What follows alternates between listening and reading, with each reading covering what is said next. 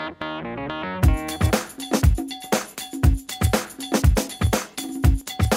and welcome to the FriFunShow, the show I talk about news and other stuff. We'll begin today with some suspicious news about a guy shooting himself according to an article from NECN. At a press conference at 6 p.m. Monday, the police commissioner and district attorney praised Ambrose, a 36-year veteran on the force who was killed allegedly by a corrections officer of New York City's Rikers Island, who later took his own life. The suspect, identified as Sean Bryan, who is aged at 35 years old, shot his estranged girlfriend, Charlene Mitchell, also at 35, during a confrontation at her apartment shortly before 1 p.m. Now that really got me thinking. There's not a lot of police shootings shooting another officer. I never seen this happen I never seen this happen ever in my life until like a few days ago when this stupid guy shooted some. I don't remember the police. It's kind of ridiculous, isn't it? In some political news, there's a recall election ongoing in Washington because of its recall battle. According to an article from the Washington Post, the battle over Governor Scott Walker's agenda has attracted millions of dollars from out-of-state campaign volunteers from across the country and months of concentrated attention from the two major political parties. But on Tuesday, the only voices that matter will be those of the Wisconsin voters deciding whether to keep Walker or fire him and hand his job over to the Milwaukee mayor. After more than a year in the national spotlight, both sides are preparing for a razor-thin margin. Polls show Walker, a Republican just 17 months into his term, with a small lead over Democrat Tom Barnett. Barrett told the campaign workers Monday in Portage, saying, "Now it's our turn to speak. We, the people of the state of Wisconsin, are going to reclaim our future." Where he wants to make the future better in Wisconsin than what he did over the past few years in Wisconsin, like causing havoc and chaos. But anyways, during Monday's first campaign stop, Walker said he expects a close race too, and he's focused on turning out voters who support his efforts on taking out public employee unions. "We want to move on and move forward," Walker said, according to Walker, who said that at a plastic plant near Madison, Wisconsin. He was later joined by his wife, Tonette, who wore one that reads, "Love my governor." Walker planned on other campaigns on stopping at other stops. Sorry about that when I messed it up. But anyways, Walker planned on other campaign stops at the brewery in Stevens Point and a distillery in Green Bay before wrapping up with a nighttime rally in Milwaukee. Barrett was spending most of Monday in western and northern Wisconsin before ending his day with a rally at United Auto Workers Union Hall in Kenosha. Walker is the third governor in U.S. history to face a recall vote. The other two lost, most recently California Governor Gray Davis in 2003. Wisconsin's recall election is a rematch of the 2010 governor race, in which Walker defeated Barrett by 5 percentage points. Anger over Walker and his conservative agenda began building almost as soon as he took office in January of 2011. Just a month into his term, Walker took the state by surprise with a proposal to effectively end collective bargaining rights for most state workers, where this is a measure he said was needed to ease budget problems. The recall idea emerged soon thereafter, but however, the recall petition drive couldn't officially start until November, months after Walker signed the union changes into law. Organizers hit the street a week before Thanksgiving and spent 2 months gathering more than 900,000 signatures, in which about 360,000 more were needed to trigger the election. But we have more details about Scott Walker, where he might have the ability to survive the recall election from stepping down in favor of his opponent, Mayor Tom Barnett, where he already survived it. The recall election was actually forced by opponents of law, where Walker was championizing restricting collective bargaining of unionized government workers. He has recently won the recall election against the mayor, according to CBS News. Walker took on labor unions, becoming a villain to them but a hero to many taxpayers. The question is, what the vote in the key swing state might mean for the presidential election. So this could put an impact to the presidential election, where Mitt Romney could possibly win, but it possibly could put a negative impact for Romney's campaign to win presidential election. compared to Obama, because I don't know, clue, but it might impact the presidential election a little bit, but I'm not sure as of right now. As a matter of fact, we have some E3 news. One of them has to do with Sony's PlayStation new games that resembles Super Smash Bros. Called PlayStation's All-Stars, where Sony will pack in a crap load of characters. Some of the characters that will be featured in the game will be game called PlayStation All-Stars will be the Fat Princess, which I have no clue. Which I'm not familiar with.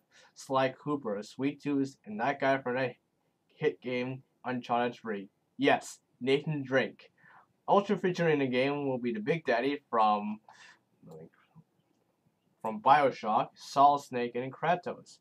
There is an article explaining additional information on the game, basically on the crossover between a Vita and a PS3. When an article from the Escapist says that the crossplay between the Vita and the PS3 is a brilliant move in gameplay, seeming to work seamlessly between the handheld and the beefier console. Hopefully, PlayStation All-Stars will help Sony sell some Vitas. At least that's what Jack Trenton is betting on. Another E3 news, Microsoft did their own E3 conference today, which disappointed the gamers, but cheered the tech-savvy people. We have an article according to the Time Machine from the Time magazine. It is not the Time Machine. According to an article from the Time magazine machine, according to blog posts and on Twitter, the reaction to Microsoft's E3 press conference seems split into two camps. Those who care deeply about video games, and those who are more interested in technology. For the gamers, Microsoft's press conference was a letdown. Sure, the company showed off Halo 4 and tried out the usual roster of third-party game developers to demo their works in progress, but there were no big surprises and no kill exclusives. Their stuff seemed most interesting, like the next Gears of War and Igor Verbsky Project Matter, only appeared as brief video teasers.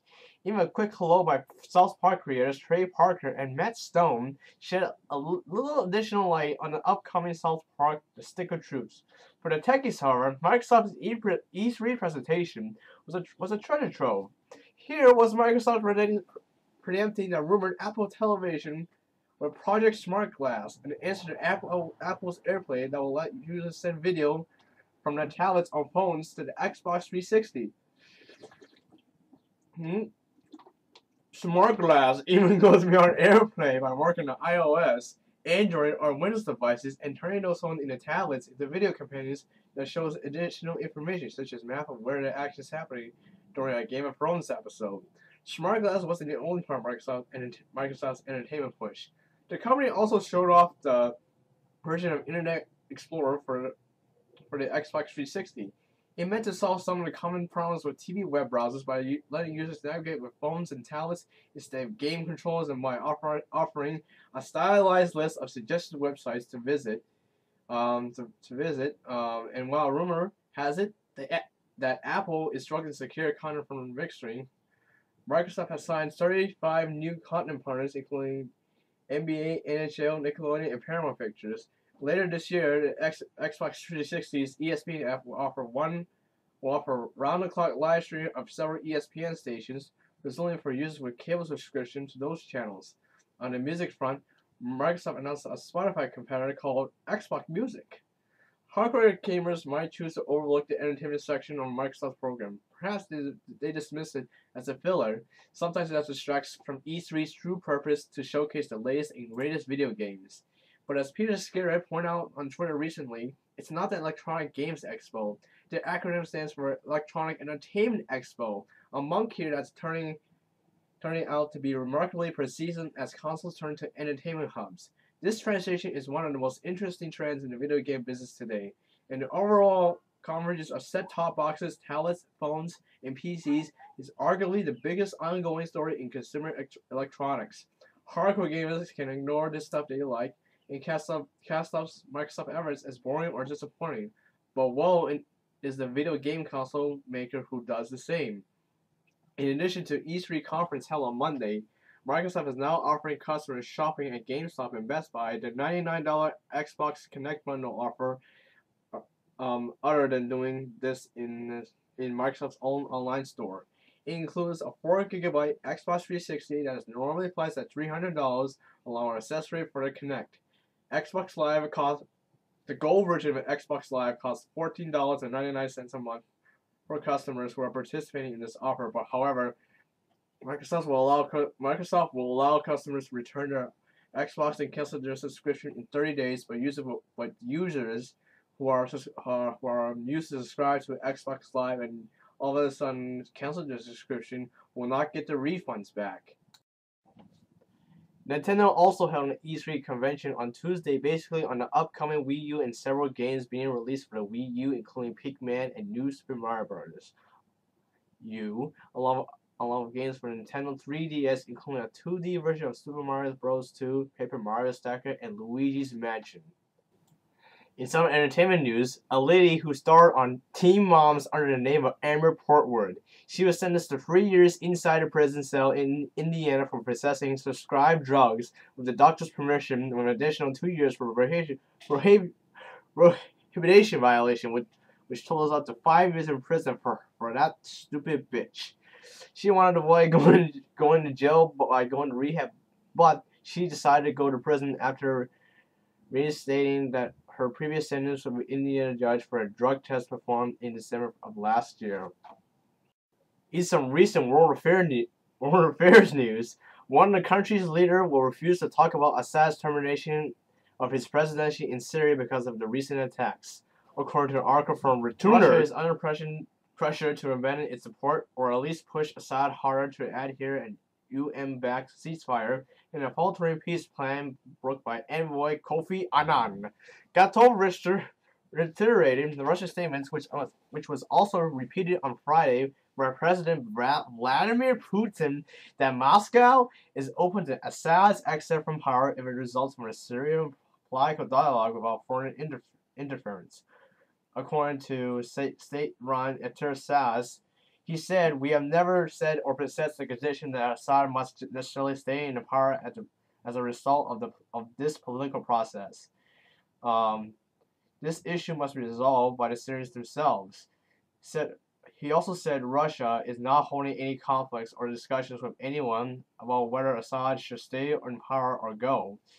U.S. President Barack Obama told G8 nations, including Russia, last month that Assad must leave power and pointed to Yemen, where foreign states helped engineer a handover from longtime leader Ali Abdullah Saleh to an administration led by his vice president as a model for a potential transition. Media reports that suggested Washington is trying to enlist Russian support for such a plan. In a telephone call on Sunday with Russian Foreign Minister Sergei Lavrov, with U.S. Secretary of State Hillary Clinton, conveyed a message that said that we gotta start working together to help the Syrians with a serious political transition strategy. In some suspense news coming from the evil Al-Qaeda. One of the Al-Qaeda members was killed in a drone attack earlier this week, with an evil Egyptian doctor taking over Al-Qaeda's operations.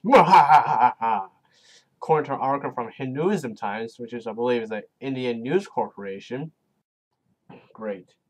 Abu Yahya al-Libi was killed in a strike by a missile fire from a U.S. operated drone, an official confirmed Tuesday.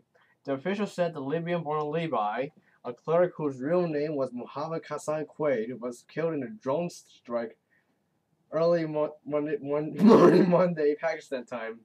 The drone-launched missile was targeted at a suspected militant hideout in Haloskio, a village in North Pakistan, a tribal region in Pakistan, along its border of Afghanistan.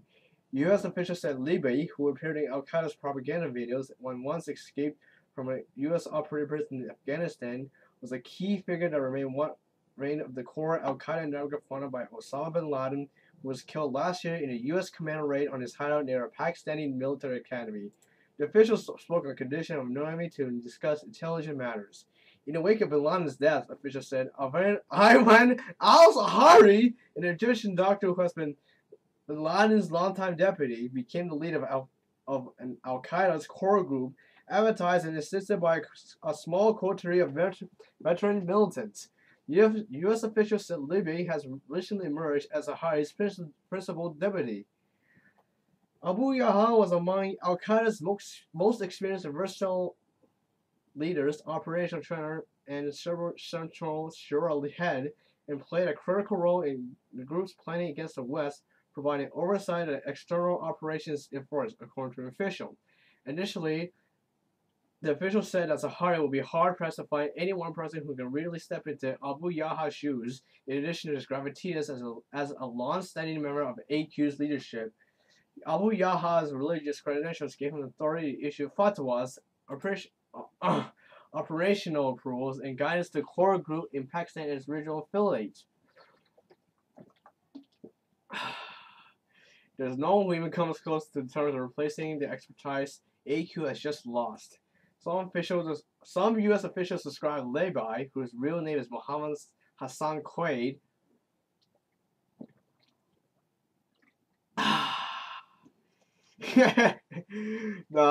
as number 2 Sahari, the former Egyptian doctor who overtook Al-Qaeda after bin Laden's death. Pakistani agility officials told returners that they believe Levi, which means Libyan in Arabic, might have been along 7 foreign militants killed in Monday's strike by a drone aircraft. That's going to do it for our first part of our FriFun show. Click on the link below for click here actually for part 2, or in the link below, and I'll see you in the next part.